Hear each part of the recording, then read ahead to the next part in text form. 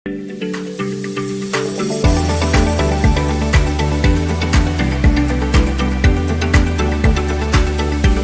Hello guys, welcome to this video and welcome to this LML course. My name is Prateek Sharma. हमारे यहाँ पर जो है इंटरनेशनल क्रिमिनल जस्टिस सिस्टम जो है यहाँ पर चल रहा था, उसके अंदर हमारा पीछे जो हमने सोर्सेज जो है सारे अच्छे से डिस्कस कर लिए थे। ट्रीटी, कस्टम, लीगल स्कॉलर्स की राइटिंग्स हो गई, केसेस हो गए, प्रेसिडेंट, सब कुछ अच्छे से डिस्कस कर लिया था। आज का हमारा जो टॉपिक रहने वाला है जी, individual criminal responsibility under international criminal law.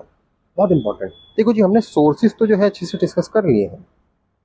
अब हमारा काम है कि इंडिविजुअल क्रिमिनल की क्या रिस्पॉन्सिबिलिटी रहती है इंटरनेशनल लॉ के अंदर, ये जो है हम यहाँ पर देखेंगे। चलो जी, देख लेते हैं। इंट्रो देखते हैं। The international criminal court ICC is the international system of criminal justice which administrates the crime against humanity as a whole. ठीक है जी, तो ICC हमारे पास जो है एक ट्रिब्यूनल बनी हुई है, इंटरनेशनल क्रिमिनल कोर्ट जो है यहाँ पर बनी हुई है इंटरनेशनल लेवल पर, जो कि इन सब चीज़ों से जो डील करेगी crime against humanity as a whole.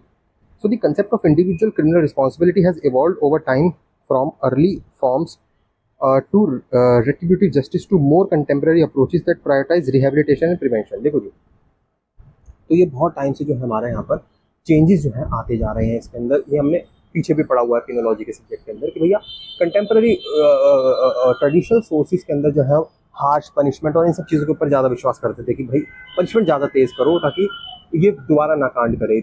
लेकिन आज के टाइम पर हम इस तरीके से कर रहे हैं, रिहेबिलिटेशन, रिफॉर्मेशन, इस टाइप की चीज़ों पर हम ध्यान दे रहे हैं कि यार इसको रिफॉर्म करना है।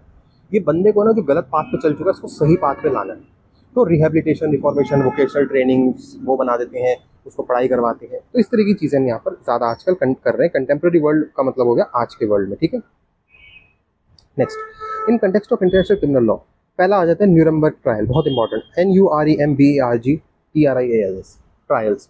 The Nuremberg trial क्या है? The concept of individual criminal responsibility in international criminal law was first established in the aftermath of World War II। ठीक है, with the Nuremberg trial। तो World War II के बाद Nuremberg trial के अंदर जो है ये वाली सारी बातचीत चली थी कि भाई जो इंडिविजुअल क्रिमिनल की जो है वो क्या रिस्पॉन्सिबिलिटी रहेगी इंटरनेशनल क्रिमिनल लॉ के अंदर। ठीक है जी, इंडिविजुअल स्टेट्स के अंदर तो उनकी रहती है। मैंने फिर वही कहा, स्टेट्स जो है जहाँ पर मैं बोलूँगा इसका मतलब वो इंटरनेशनल लॉ के अंदर कंट्री डिनोट होगा। ठीक है जी, तो कंट्रीज टू कंट्री तो वहाँ पर सजा दे रखी है उन्होंने, क्या पनिशमेंट है क्या होगी। लेकिन इंटरनेशनल क्रिमिनल लॉ के अंदर क्या रहेगा सीन इंडिविजुअल का, वो देखें। तो न्यूरमबर्ग ट्रायल से जहाँ पर हमारी बातचीत शुरू हो गई थी वर्ल्ड वॉर 2 के बाद। तो this trial held a senior Nazi official accountable for the war crime against humanity and genocide. बहुत इंपॉर्टेंट, जो सीनियर नाजी ऑफिशियल थे इनको जो यहाँ पर अकाउंटेबल ठहरा दिया गया था वॉर क्राइम के लिए, क्राइम अगेंस्ट ह्यूमैनिटी और जीनोसाइड, बड़े बड़े जो ऑफेंसेस होते हैं इनके लिए यहाँ पर जो है केस चल गए थे। सीनियर नाजी ऑफिशियल हमने पीछे पढ़ा था, इररिस्पेक्टिव ऑफ दी ऑफिशियल कोई भी कैपेसिटी हो, कुछ नहीं देखा जाएगा, तुमने कांड करा है तुम फंसोगे। So the trial held that the individual could be held liable for international crime regardless of their official capacity. वही चीज़ होगी, उसकी पोजीशन कुछ नहीं देखी जाएगी। भाई अगर तुमने जो है कांड करा है, इंटरनेशनल क्राइम करा इंटरनेशनल लॉ के अंदर, तो तुम्हारे को अकाउंटेबल ठहरा दिया जाएगा, फिर चाहे तुम एक इंडिविजुअल ही क्यों ना हो। ये हमारा टॉपिक आ रहा है। चलो जी, नेक्स्ट देख लेते हैं। ठीक है जी, तो न्यूरमबर्ग के अंदर तो नाजी वाली बात हो गई हमारी। और इंटरनेशनल क्रिमिनल ट्रिब्यूनल्स के अंदर, since the Nuremberg trial international criminal law has developed to include several ad hoc international criminal tribunals such as international criminal tribunal for former Yugoslavia ICTY जिसको हम कहते हैं, and the international criminal tribunal for Rwanda RWANDA है ये ICTR। ठीक है जी, तो ये इस तरह के ट्रिब्यूनल्स भी जो हमने यहाँ पर बना दिए हैं इन सब चीज़ों को डील करने के लिए। So these tribunals have been held individual accountable for a range of international crime including genocide, war crime and crime against humanity। अब देख रहे थे जी इंडिविजुअल क्या है जी criminal responsibility. As per the Rome statute of individual criminal responsibility under section 25 of ICC, section 25 of international criminal court के अंदर क्या कह रहा है, it talks about the individual criminal responsibility as the court shall have jurisdiction over natural person pursuant to this statute. ठीक है जी, court के पास जो है यहाँ पर जुरिडिक्शन रहने वाली है, ऊपर कर लेते हैं थोड़ा सा, यस, कोर्ट के पास जो यहाँ पर जुरिडिक्शन रहने वाली है। Second, a person who commits a crime within the court jurisdiction shall be individually responsible and liable for the punishment according to the statute. तो जो भी स्टैट्यूट के अंदर लिखा होगा उसके अकॉर्डिंग जो है वो पर्सन लाइबल रहेगा पनिशमेंट के लिए। ठीक है जी, और जुरिडिक्शन जो है, जो भी नियर बाय जुरिडिक्शन होगी, जिस बंदे ने भी जो है क्राइम किया होगा with in the court jurisdiction, तो वो कोर्ट की जुरिडिक्शन के अंदर आएगा और उसको उस हिसाब से ट्राई करा जाएगा। नेक्स्ट देखते हैं इसके अंदर, according to the statute a person shall be liable criminally and for punishment within jurisdiction of court if a person commits crime individually jointly, ठीक है जी। तो ये वही बात आ गई कि जब पर्सन कमिट्स करेगा क्राइम उस कोर्ट की जुरिडिक्शन के अंदर, तो क्या क्या किस हिसाब से जो है उसको करा जाएगा लायबल। तो person commits crime individually jointly, भाई अकेले करा हो या फिर जो है जॉइंटली। अभी कौन से क्राइम की बात हो रही है इंटरनेशनल लॉ के अंदर, वही जीनोसाइड, अग्रेशन, वॉर वाले बड़े बड़े वाले, ठीक है जी। तो अकेले करा हो या फिर जॉइंटली करा हो। ऑर्डर सॉलिसिट्स इंड्यूस और कमीशन ऑफ क्राइम, कोई उसके अबेटमेंट वाला सीन हो, भड़काने का सीन हो, इंड्यूस हो, एड्स, अबेट्स, असिस्ट, वो सारी चीज़ें हो, incite to commit other crime, इस तरीके की कोई चीज़ें अगर हो तो भी जो है उसको पकड़ लिया जाएगा। ऐसा नहीं है कि भाई तूने क्राइम करा है तो ही तुझे पकड़ा जाएगा, तुझे पकड़ा ही जाएगा। लेकिन तूने भड़काया है किसी को, जा जा जा कर शाबाश, इस तरीके का भी कुछ काम करा है, अबेट करा है, इंड्यूस करा, तो भी जो है तुम यहाँ पर लायबल हो जाओगे, ठीक है जी।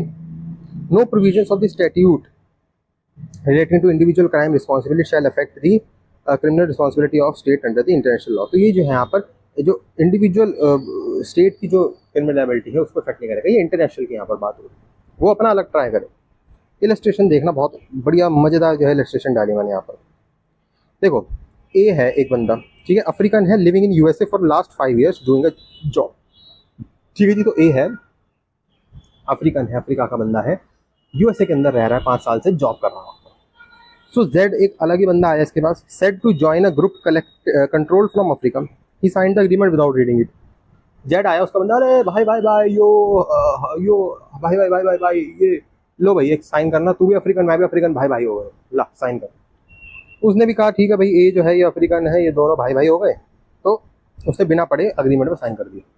अब देखना, after 3 months US faces hijack by Africans and after investigation it was found that Z was the leader। तो ये जो Z बंदा था ना, ये लीडर था इसका, पूरे इसका कांड का, ठीक है। और अब Z ने जो इसके भी साइन करा लिए थे, एक और ए ने भी कहा ओ अफ्रीकन अफ्रीकन भाई भाई ओ चलो ठीक है। तो Z जो है, therefore A was also be made liable for the crime as per international criminal court। अब आप में से कुछ लोग कहोगे नहीं यार ये तो गलत है। क्या गलत है भाई, इसको देख के पढ़ना चाहिए था ना कि क्या साइन करवा रहा है, वो क्या कर रहा है, अपने ग्रुप के अंदर ले लिया और फिर हाईजैक करवा दिया, तो नाम तो उसका भी फंसेगा। तो यही तो हमने ऊपर करा कि अब इट्स इनसाइट, इंड्यूस, कहीं पर भी तुम्हारा नाम भी जुड़ गया तो भी तुम्हारे को जो है लायबल ठहरा दिया जाएगा। देन वी हैव इसके अंदर third point, international criminal court ICC, ये एस्टेब्लिश इन 2002 के अंदर एस्टेब्लिश हुआ। इसका क्या काम है? It is the permanent international court that has jurisdiction over the most serious international crime including genocide, crime against humanity and etc। ठीक है जी, ये काम हो गया इसका। फिर हमारे पास रोम स्टैट्यूट आता है, इसको थोड़ा सा देख लेते हैं। It is the treaty that established under ICC, it defines, मतलब एस्टेब्लिश ICC को एस्टेब्लिश करा इसने रोम स्टैट्यूट ने, हमने पीछे भी डिस्कस कर लिया था। It defines crimes falling under jurisdiction of ICC and sets out the rules and procedures of court operation. ये सारा कौन कौन से क्राइम तुम्हारे जो है दायरे के अंदर आएंगे, किस तरीके से जो उसको ट्रायल होगा, ये सारी चीज़ जो है स्टैट्यूट हमारे को बताता है। It also provides several principles related to the individual criminal responsibility such as presumption of innocence, fair trial, etc। इस तरीके की जो इंडिविजुअल से रिलेटेड है ये भी जो है ये बताता है रोम स्टैट्यूट। केस लॉ की अगर हम यहाँ पर बात करें, कुलभूषण जाधव केस है जी versus India versus Pakistan, case decided by the ICC in favour of India. तो ये भी जो आप एग्जाम्पल के अंदर लिख सकते हैं, इंटरनेशनल कोर्ट ऑफ जस्टिस ने इंडिया वर्सेज पाकिस्तान के केस, इसके अंदर इंडिया के फेवर के अंदर जो है यहाँ पर दे दिया। मैंने यहाँ पर सिर्फ शॉर्ट में लिख दिया कि हुआ क्या था, पूरा अगर आप चाहो तो ये केस इंटरनेट पर लिख देना, कुलभूषण जाधव केस आ जाएगा।